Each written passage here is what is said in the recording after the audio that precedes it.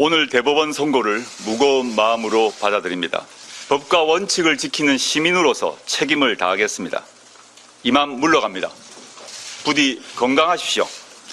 웃으며 다시 만날 날을 기다리겠습니다. 감사합니다.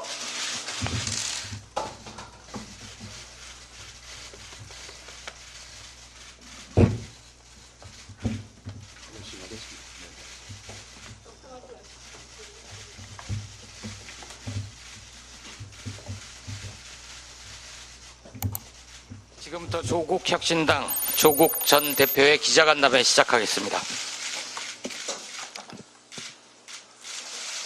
조국혁신당 전 대표 조국입니다.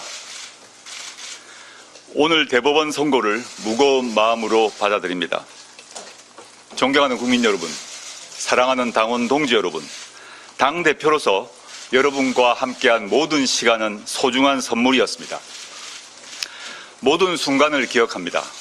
창당을 선언한 날의 뜨거움이 비를 맞으며 외치던 구호가 광장에서 맞잡아 주신 손이 울고 웃으며 나눈 이야기들이 제 가슴 속에 여전히 선명합니다. 모든 얼굴 하나하나가 저에게는 등불이었습니다. 저를 앞으로 나아가게 했습니다. 여러분과 약속했던 염원을 완성하지 못한 채 잠시 떠나게 되었습니다. 법원의 사실 판단과 법리 적용에 하고 싶은 말은 있으나 접어두겠습니다. 이번 선고를 겸허히 받아들입니다. 법과 원칙을 지키는 시민으로서 책임을 다하겠습니다. 저는 잠깐 멈춥니다. 그러나 이는 결코 조국혁신당의 후퇴를 의미하지는 않습니다. 조국혁신당은 허술한 정당이 아닙니다. 창당 때부터 비판과 조롱이 있었지만 모두 견뎌온 탄탄한 당입니다. 당원 16만 명과 지지자 690만 명, 내란에 투쟁하고 있는 5천만 대한민국의 마음은 금강석처럼 단단합니다. 조국혁신당은 초심과 지향 그대로 굳건한 발걸음으로 전진할 것입니다. 촛불은 타오르고 있습니다. 민주주의와 선진 경제를 이뤄낸 주권자 국민과 함께라면 혁신의 불꽃은 꺼지지 않을 것입니다.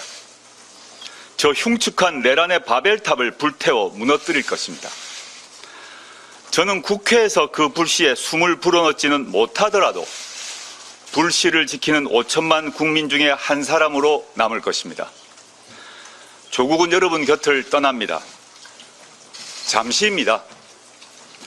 더욱 탄탄하고 맑은 사람이 되어 돌아오겠습니다. 그때는 분명 더 나은 대한민국이 되어 있을 것입니다. 저는 새로운 대한민국의 문지기로서 여러분 곁에 서겠습니다. 저는 여러분과 조국혁신당과 대한민국 국민을 믿습니다. 지치지 말고 행동합시다. 그리고 이루어냅시다. 이만 물러갑니다. 부디 건강하십시오. 웃으며 다시 만날 날을 기다리겠습니다. 감사합니다. 예, 오늘은 질문 기회를 많이 드리기는 힘들 것 같습니다. 서너 분 정도만 질문을 받겠습니다. 그런데 지금 카메라에 가려서 보이지 않습니다. 손을 들어서 저한테 표시해 주시면 제가 일어서서 확인하겠습니다.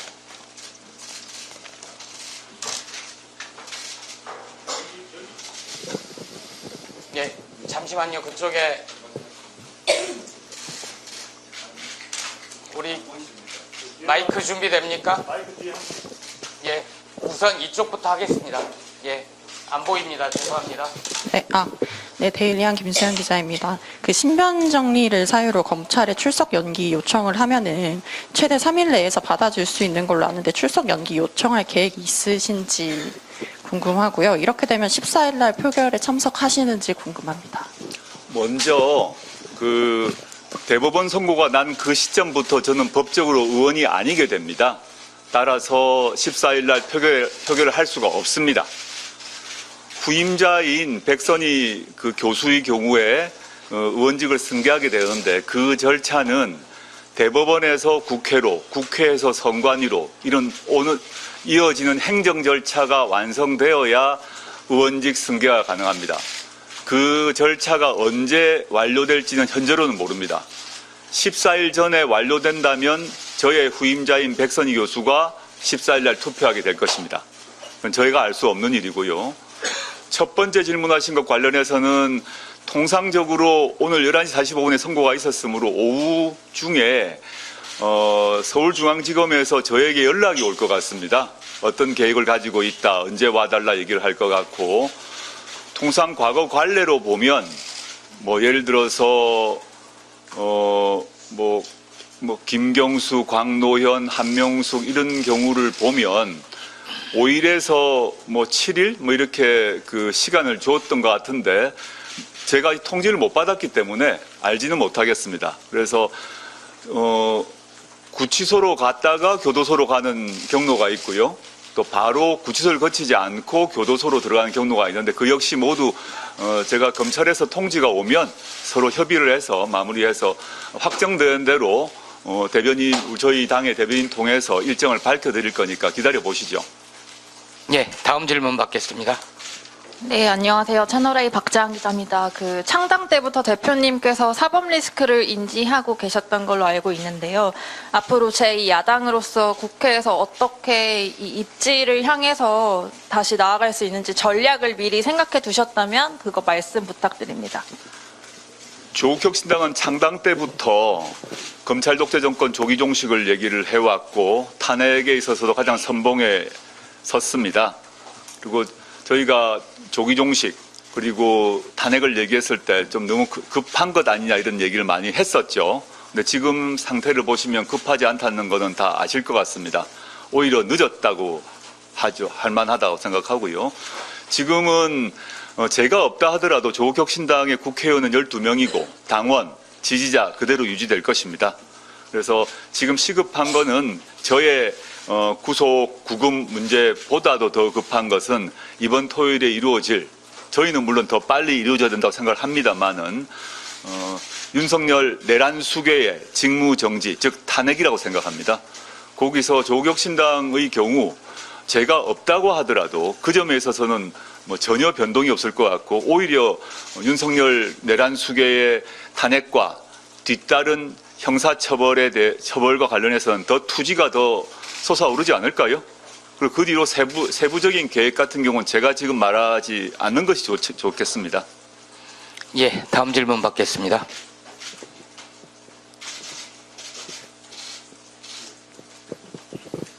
MBC 김지인입니다. 지금 말씀하신 대로 지금 14일 표결도 앞두고 있고 조기 대선까지도 예상되는 상황이라고 볼 수 있을 것 같은데 조국혁신당에서는 지금 조국 대표가 부재한 상황에서 어떤 계획을 갖고 계신지 그 이후의 계획에 대해서 말씀해 주시면 좋겠습니다. 그건 제가 없어지고 난 뒤에 남아있는 분들에게 물어보시죠. 다 그 집단 지성을 통해서 김선민 권한대행 중심으로 여러 의원님들, 당직자분들, 당원들이 다 수기를 하고 해서 집단 지성의 결과로 나아가지 않겠습니까? 예, 그러면은 반드시 필요한 질문 아니면 여기서 마치겠습니다. 예, 딱 한 분만 그럼 더 하겠습니다. 네, 안녕하십니까. 저 경향신문 이유진 기자입니다. 앞서서 대표님께서도 당장 14일에 급한 일이 있다 하면서 탄핵 표결 말씀 주셨는데요. 오늘 거리 상황으로 인해서 혹시나 비례 승계가 빠르게 이루어지지 않는다면 이탈표가 9표가 필요한 상황입니다. 맞습니다. 이에 대해서 혹시 표결 날짜를 조정한다거나 민주당과 좀 상의를 하신 바가 있는지 아니면 대책을 논의하신 바가 있는지 궁금합니다. 승계가 빨리 되도록 해야 되는 거 아니겠습니까? 그래서 오전에 선고 결과를 보고 아까 말씀드렸던 법원, 국회, 선관위로 이어지는 이 절차가 빨리 되도록 해달라고 요청은 해둔 상태입니다. 근데 그 요청이 얼마나 빨리 신속하게 이루어질지는 저희로서는 알지 못한다라는 말씀 드리고요. 그건 저희의 관할 밖이라서 제가 뭐라고 말씀 못 드리겠습니다. 예, 그럼 이상으로 조국 전 대표 기자간담회를 마치겠습니다. 혼자 파니까 길을 좀 열어주셔야 나가실 수 있을 것 같습니다. 네, 언론인분들도 수고 많으셨습니다. 감사합니다. 넘어가 볼게요.